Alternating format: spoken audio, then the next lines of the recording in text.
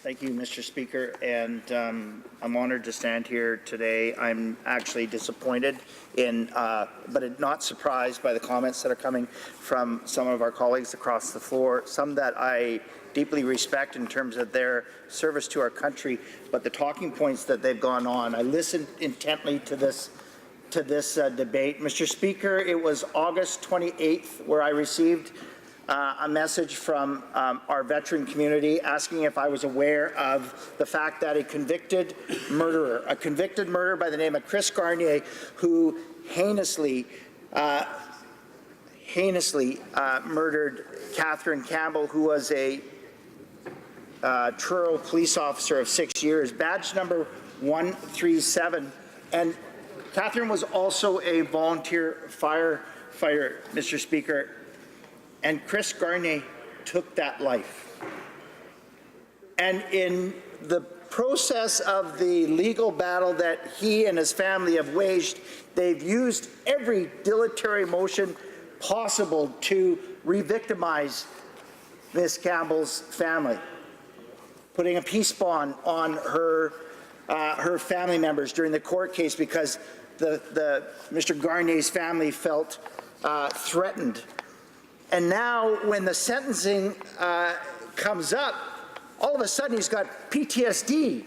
PTSD from what, Mr. Speaker? PTSD from the crime that he committed, the murder that he committed. And how did we find this out? Well, there was an email that was sent forth during the sentencing, which was only just about a month and a half ago.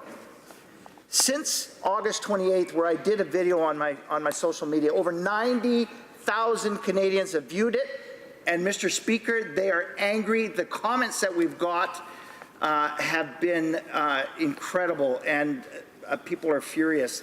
Mr. Speaker, I want to read one for you. I am not allowed to lend my voice to the outrage of providing services to a non-veteran convicted murderer. However, I am absolutely speechless. Well, perhaps not speechless, but I'm trying to be polite and professional. As a citizen of this country, I am so angry and ashamed. As a Veterans Affairs employee, this is not what I signed up for when I began my career providing services to our veterans and their families. I love my job, and it's an honor to support those who are willing to lay down their lives for me and my fellow citizens. But now, I just want to go home with my head hung in shame, knowing that what someone in my organization has approved. They went on to say that under family services, it clearly states that we do not cover family members' own mental health issues. It is a provincial jurisdiction, or in this case, it is a Corrections Canada jurisdiction. We only directly support veterans with their mental health issues, family members with support only as needed for them to participate in the Veterans Rehab Plan. Mr. Speaker, I offer that to you because all we have heard from the minister straight across the Liberal caucus is garbage. There's no other way to put it. And it is shameful, Mr. Speaker. Veterans, first responders are listening in today. Mr. Speaker, I have had, if not hundreds, possibly even thousands of messages regarding this issue. Chris Garnier murdered Catherine Campbell, and every step of the way, and he is currently appealing his case now because guess what? The judge was heavy-handed in sentencing. Heavy-handed, Mr. Speaker. Chris Garnier met Catherine Campbell. 2 hours later, he had murdered her. He dumped her into a recycling bin and wheeled her through Halifax and tossed her away like a piece of trash.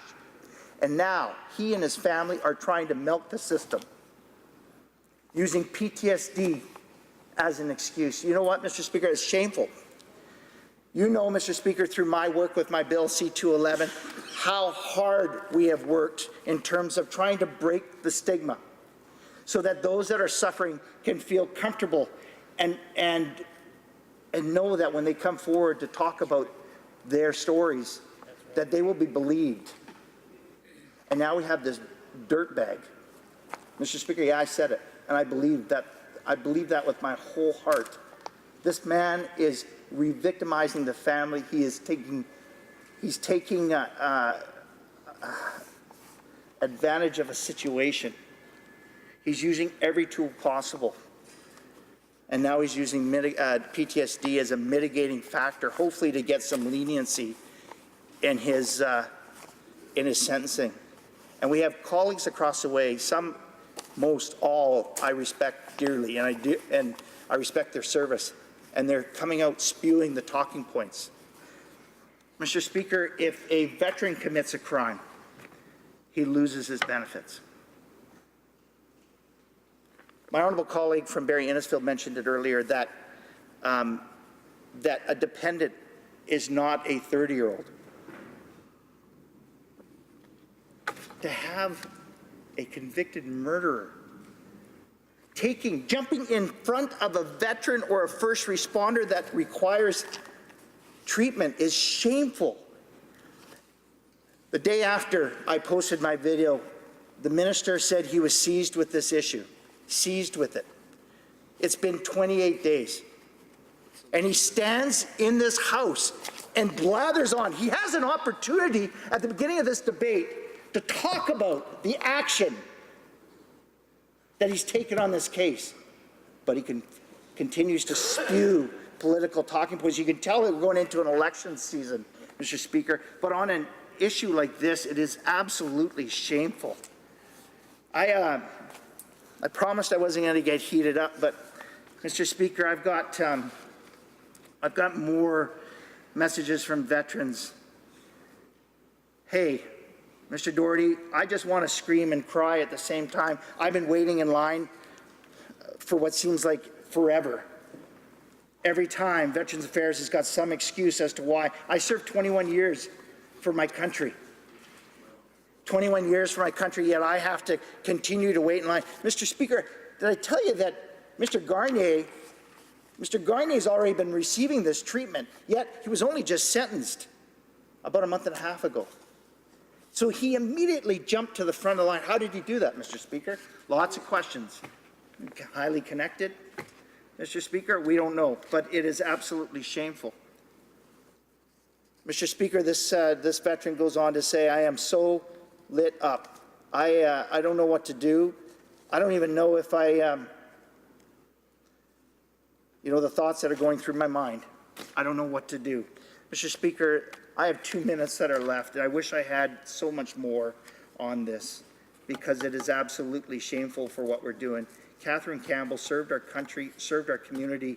She wore 2 uniforms, and Christopher Garnier took his life. It is not about hypothetical cases. It is not about coulda, woulda, shoulda. It's not about the veterans, his father's treatment plan. It has nothing to do with that. That's what they're parading out there. Has not even been brought up. It's been brought up. His lawyer said he needs treatment for PTSD because of the crime that he committed, the murder that he committed. And that is shameful, Mr. Speaker. He has jumped to the front of the line. I'm going to leave you with this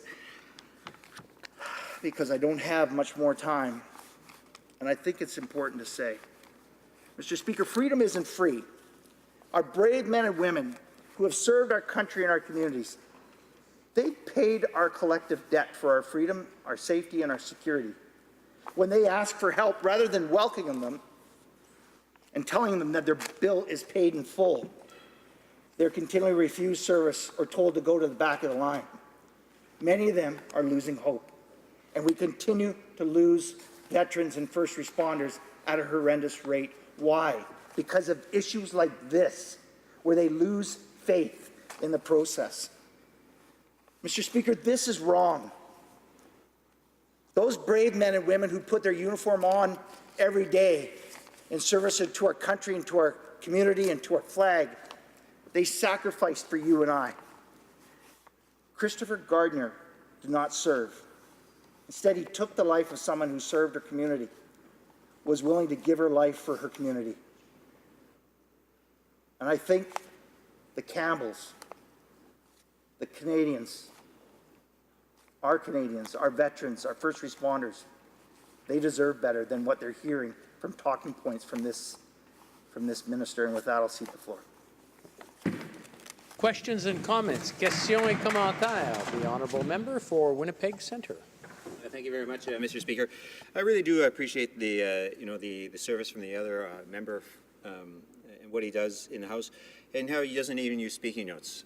I too try not to use speaking notes, just a piece of paper. I've written down some thoughts, but really, the decisions we make today in this House actually do impact decisions that will occur in the future and how we have regulations that are interpreted by bureaucrats and functionaries. So what do we actually do when we have a 16-year-old that did deal drugs and was convicted of it? She's a daughter of a veteran of 20 years, and that vet has PTSD and receiving services from Veterans Affairs. Should that 16-year-old be denied services, be denied education benefits later on, which she may be entitled to? Now, she may get her life back in order, but should she be denied those services? And I'd like to also highlight another thing. Now, let's say you have a serving member who's 50 years old. He's killed in the line of action or in service of his country. He has a 30-year-old son who didn't do anything wrong, but he's 30 years old. He's not 21, he's not 25, he's not going to post-secondary, but he loses his father. And that is, because 20 years old, it's quite reasonable to have a child at, be 50 years old in the military and have a child which is 30 or even 20 years old. Should that person be allowed services at the age of 30? And that is an important question to ask. And this is what this debate is about, is what level of services should we be offering to families and to the veterans of those families? For Caribou Prince George. Mr. Speaker, this debate isn't about hypothetical questions. It's about a real issue. It's a real issue where Christopher Garnier, a convicted murderer, is receiving benefits, mental health benefits, before that of our veterans or our first responders that are deserving of that. Mr. Speaker, that's exactly what these guys want to do. They want to deflect and blame others, and they want to throw hypothetical scenarios out there. Let's talk about the real issue. And the real issue is that we have a convicted murderer that is playing silly bugger with the court system and our Veterans Affairs system and taking benefits away from veterans. He's claiming PTSD. He's playing games with this. And every step of the way, he is re-victimizing Catherine Campbell's family. Mr. Speaker, they deserve better. Canadians deserve better, and I will not dignify that with an answer. Questions and comments, questions et commentaires. I just want to remind the honourable members that parliamentary language is requested or is something that we try to promote as much as possible in the House. And one of the words that we used, I'm not sure if it's kind of borderline, but let's not push the envelope. L'honorable député d'Abitibi-Témiscamingue. Merci beaucoup, Monsieur le Président. C'est sûr ici que dans la situation, on est face à un crime odieux qui est vraiment monstrueux et qui, malheureusement, nous attriste tous. Mais j'aimerais savoir si mon collègue pense que même si on met complètement de côté le crime qui a été commis, qu'on supposerait que le PTSD est dû, par exemple, à une agression qu'il aurait subie, on parle quand même de quelqu'un qui a 30 ans, dont les traitements n'ont aucun lien avec le service militaire de son père. Donc, même sans le crime, je crois qu'il n'y aurait aucun lieu que les anciens combattants payent pour ces traitements. Donc, est-ce qu'il est d'accord avec ça, que même sans le crime, c'est pas un cas qui devrait être payé et même qui devrait être considéré comme prioritaire? Je pense qu'on doit prioriser les enfants qui sont toujours dépendants de leurs parents ou des enfants qui ont subi des traumatismes qui sont directement liés au service militaire de leurs parents. The honourable member for Caribou Prince George.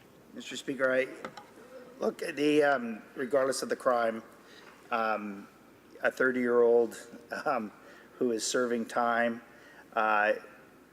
Veterans Affairs have got a program in place to make sure that our veterans are made whole when they come back.